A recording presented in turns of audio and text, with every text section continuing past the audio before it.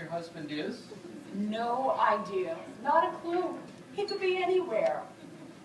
When was the last time you saw him, Mrs. Colby? Well, let's see. This is Thursday. It must be, 2 weeks now. 2 weeks? Yes, it was right after the harvest moon. I remember because I said to him, "Look, Clive, it's the harvest moon." And he didn't answer.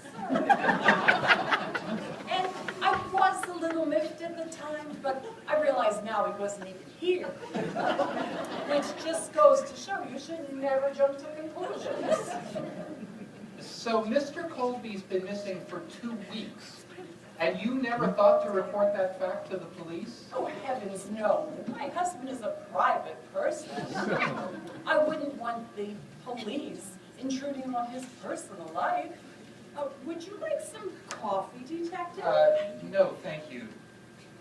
Mrs. Colby, you don't seem especially concerned about your husband's disappearance.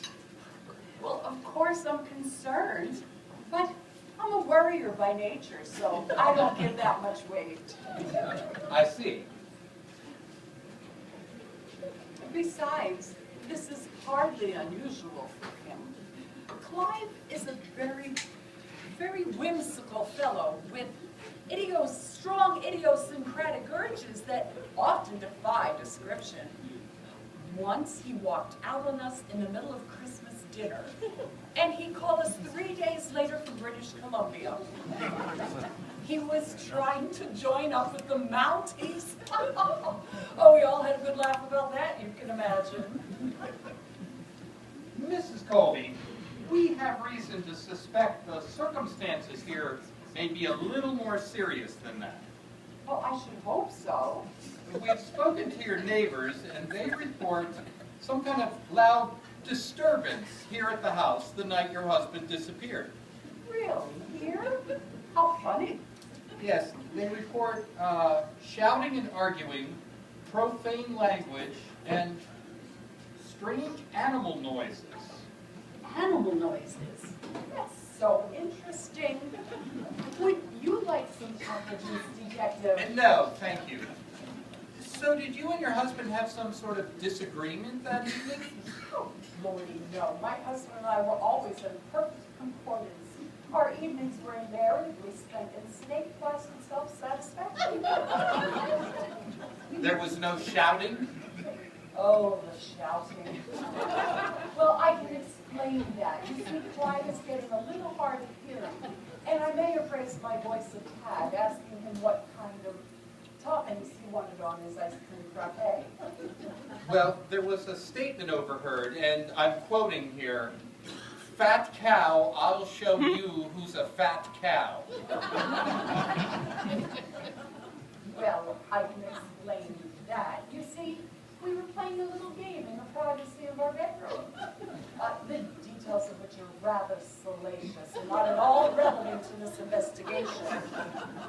Well, perhaps not, but the words were heard here in the living room. Well, we were moving around. It was spirited fun.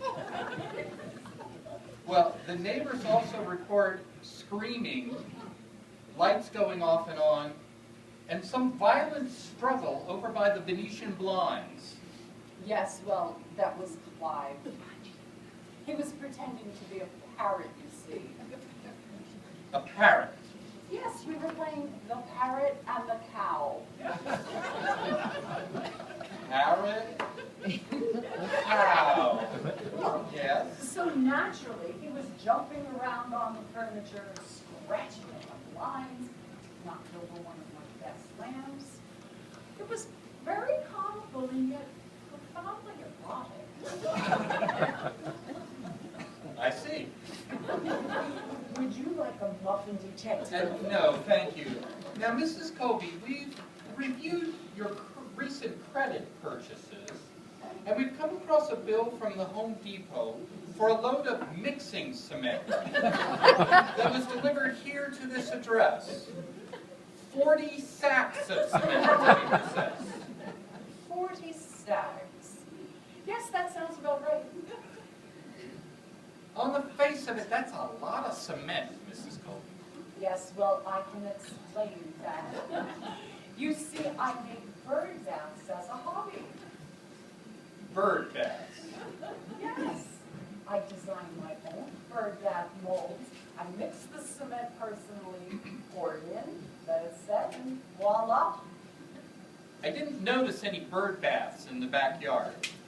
Oh no, I give them all away to friends and passers-by. For me, the joy is in the creation. What I did notice out behind the garage is a large cement plot, about 3 feet by 6 feet, that appears to be quite freshly laid. Yes, well, that's only excess cement. There are so many false starts in bird bath construction. Apparently not. I eventually intend to build a shrine to St. Anthony out there. Anthony. Could I get you some sardines, detective? No, thank you. Now, Mrs. Colby, I hope you'll forgive me, but it is my job to point up any discrepancies. And I can't help but notice the large shovel tucked behind the couch there. Oh, yes. So am I to assume this is the customary location for your heavy gardening tools? No, not for the most part. But I use that particular shovel to clean away the cobwebs that tend to gather in the vestibule. Most people would use a broom for that purpose. Yes, most people would. The more fools they. Mrs. Colby, I have to say, on the whole, you keep a very tidy home, Why, thank you, detective. which makes that stain on the carpet there all the more conspicuous. Oh, is there a stain? Yes, right there. It looks for all the world like dried blood. Yes, it does, doesn't it? But I take it it's not. Oh, my stars, no, it's chocolate. Chocolate. Why, yes. We had a box of Godiva chocolates sitting around here for the longest time. And then one day, about 2 weeks ago, just dipped into them and couldn't stop. I must have dropped a praline crunch on the floor. I was wondering what happened to it. Forgive me, Mrs. Colby, but this does not appear to be Godiva chocolate. Oh, but it is. Look.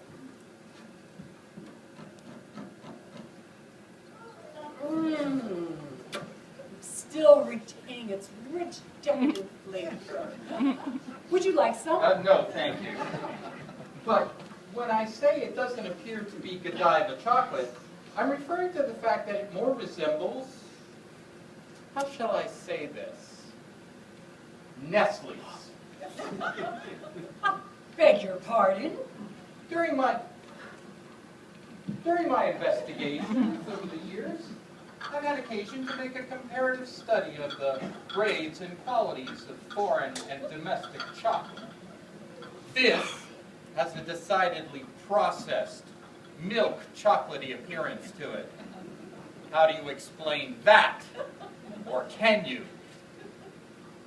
Well, I...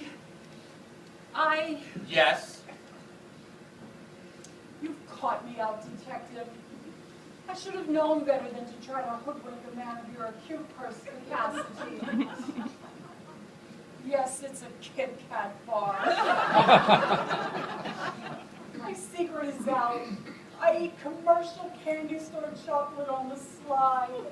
Oh, if the girls at the country club knew this, I'm so embarrassed.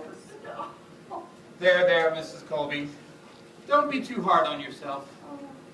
Many a decent citizen will resort to lies and prevarications when social pressures come to bear. Rest assured, this will be our little secret. It goes no further than this room. Oh, I'm very grateful, detective. You're a man of rare delicacy and perception. Yes, I suppose I am. Well, everything else seems to check out. Thank you for your time, ma'am. one more thing. Yes? This game, the parrot and the cow, Yes? does it have to be a parrot? Why, no. The species are flexible. So long as the usual rules obtain, you could be a snake, or a duck, or what you will. I see. Well, we'll be in touch.